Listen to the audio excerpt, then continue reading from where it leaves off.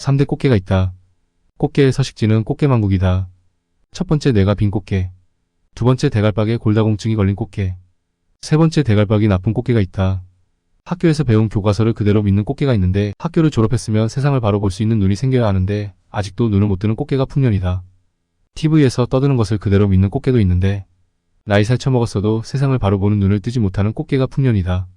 올해도 어선에 뇌가 빈 꽃게들이 가득 찼다. 오늘도 댓글에 꽃게들이 짖는다. 거짓말이야 거짓말이야 거짓말이야 거짓말이야 사랑도 거짓말 웃음도 거짓말 거짓말이야. 사랑도 거짓말 웃음도 거짓말 그렇게도 잊었나 세월 따라 잊었나 웃음 속에 만나고 눈물 속에 헤어져 다시 사랑하느니 그대 잊으리 그대 나를 만나고 나를 버렸지. 다음은 한설 예비역 장군의 글입니다. 미국의 모순에 빠진 조선 핵 문제에 대한 입장과 윤석열의 아파치 핵이 도입의 난맥상에 대해. 윤석열 정권 이후 도무지 이해하기 어려운 일들이 한꺼번에 집단적으로 벌어지고 있다. 이런 현상을 어떻게 설명할 수 있을지 모르겠다. 미국은 자신들의 처지에 따라 언제든지 입장을 바꿀 수 있는 나라다. 그런 미국만을 믿고 자신의 운명을 맡기는 것은 어리석은 일이다. 문제는 말로는 그렇게 이야기하면서 행동은 정반대로 한다는 것이다. 윤석열 정권의 가장 강력한 치집단인 군 출신들에게 하는 이야기다. 수년 전부터 이미 북한의 비핵화는 불가능하다는 이야기를 각종 매체를 통해서 이야기했다. 그런데 한국 정부는 미국의 해구산으로 북한의 핵위협에 대처하겠다는 입장이었다. 진보를 표방한 문재인 정권이나 윤석열의 보수 참칭 정부 모두 마찬가지였다. 드디어 미국 민주당은 북한의 비핵화가 추구하기 어려운 목표라고 밝혔다. 이런 상황에서 한국은 이번 을지 한미연합연습에서 핵전쟁에 대비하는 훈련을 한다고 한다. 같은 민주당 정권인데 바이든은 한미연합훈련에서 핵전쟁에 대비한다고 하고 해리스의 민주당은 북한 비핵화 목표를 추구하지 않는다는 입장이다. 북한 비핵화 목표를 추구하지 않는 것과 핵전쟁에 대비하는 것과는 다른 차원의 문제라고 말하는 사람이 있을지 모르겠다. 결론부터 말하자면 북한 비핵화를 추구하지 않는다는 것은 이를 기정사실화한다는 것을 의미한다. 북한 핵을 기정사실화한다는 것은 앞으로 미국이 북한이 핵을 사용할 수 있는 정책은 회피한다는 말이다. 이런 논리적 연결이 가능한 것은 핵무기가 지닌 절대적 성격 때문이다. 핵은 그 어떤 무기체계로도 대응할 수는 절대무기다. 오로지 억제만 가능한데 억제는 핵으로만 가능한 것이 아니다. 미국이 정상적인 정책을 추구한다면 북한 비핵화를 추구하지 않는 옵션에는 두 가지가 있다. 첫 번째는 북한과 군사적 충돌을 하지 않는 것, 두 번째는 아무것도 안 하고 무관심하게 지내는 것. 여기에는 하나의 공통의 전제가 있는데 그것은 미국이 북한과 전쟁을 하지 않는다는 것이다. 앞으로 미국은 한국에서 재래식 전쟁에 같이 동참하기 어렵다. 미국은 어떤 경우에도 남북 간의 군사적 충돌이 전쟁으로 비화할 수 있다고 한다면 개입하지 않을 것이다. 즉각 핵전쟁으로 비화될 수 있기 때문이다.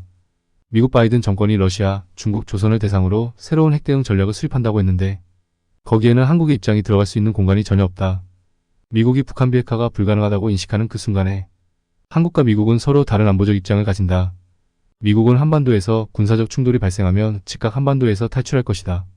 조선과 직접적인 충돌은 곧바로 미국 대 조선의 핵전쟁으로 비화할 수 있기 때문이다. 이 정도 되면 한국은 미국 없는 안보를 생각해야 한다. 미국은 유사시 전혀 도움이 되지 않는다. 아마도 우크라이나에서처럼 뒤에서 예산을 지원하거나 정보를 제공하는 정도의 수준에 머물고 말 것이다. 미국은 러중 조선의 삼국을 한미일도 대응한다고 생각하는 것 같은데 그것은 아예 전혀 체급이 다르다. 조선, 중국, 러시아는 핵국가이고 일본과 한국은 핵이 없다. 한국과 일본은 아예 중국, 러시아, 조선의 상대가 되지 못한다. 윤석열 정권은 이런 상황과 무관하게 여전히 한미동맹 운운한다.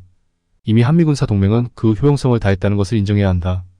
이런 상황임에도 불구하고 한국의 군 출신들 그리고 현역들은 여전히 미국에 의지해야 살아남을 수 있다고 착각을 하고 있다. 변화를 제대로 받아들이지 못하면 이런 인식의 부조화가 발생하는 것이다. 윤석열 정권이 4조 7천억어치의 아파치 헬기를 도입한다고 한다. 아마도 이는 미국의 안보를 의탁하기 위한 일종의 뇌물이자 대가가 아닌가 한다. 물론 이런 대형 무기 거래에는 거액의 리베이트가 오가는 것이 상식이다. 외정권이 등장하면 미국으로부터 대형 무기 도입을 하는 것이 무슨 의미인지를 잘 파악해야 할 것이다. 아파치 헬기는 실패한 무기체계다. 미국이 아파치 헬기를 도입한 것은 지상군이 독자적으로 종심강습 공격을 하기 위해서였다. 그래서 장사거리 미사일과 포병과 함께 중심 타격을 갈 수 있는 아파치 헬기를 개발했다. 아파치 헬기는 처음 만들어 투입하자마자 실패했다. 접촉선을 넘자마자 적국의 지상무기 체계로부터 공격을 받아 너절너절한 걸레처럼 되었기 때문이다.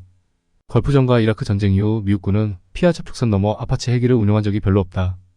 특별하게 안전이 보장되지 않으면 아군 부대로부터 보호받지 못하는 아파치 헬기는 아주 좋은 표적이 되기 때문이다.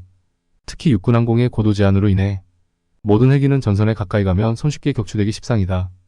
우크라이나 전쟁을 통해 이미 공격용 헬기 그것도 적진을 돌파하여 중심으로 기동하는 목적의 강습 헬기는 무용지물이라는 것이 입증되었다.